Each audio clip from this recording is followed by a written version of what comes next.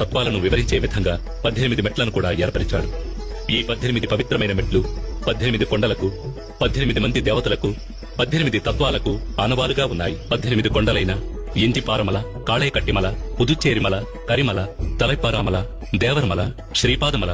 మైలాడుమల, మాతంగమల, కాల్కిమల, చిట్రంబలమల, సుందరమల, నాగాంబలమల, గౌండమల, నిలకల్మల, నీలిమల, పొన్నాంబలమల, శబరిమల వంటి కొండలను 18 మంది దేవతలైన వినాయకుడు, శివుడు, పార్వతి, కుమారస్వామి, బ్రహ్మ, విష్ణు, రంగనాథుడు, కాళి, యముడు, సూర్యుడు, చంద్రుడు, కుజుడు, బుధుడు, బృహస్పతి, శుక్రుడు, శనీశ్వరుడు, రాహువు, కేతువు అనే దేవతలను 18 తత్వాలైన చూడడం, వినడం, సువాసన, రుచి, స్పర్శ, కామం, దురాశ, క్రోధం, లోభం, మోహం, మదం, మాత్సర్యం, డాంబికం, సాత్వికం, రాజసం, తామసం,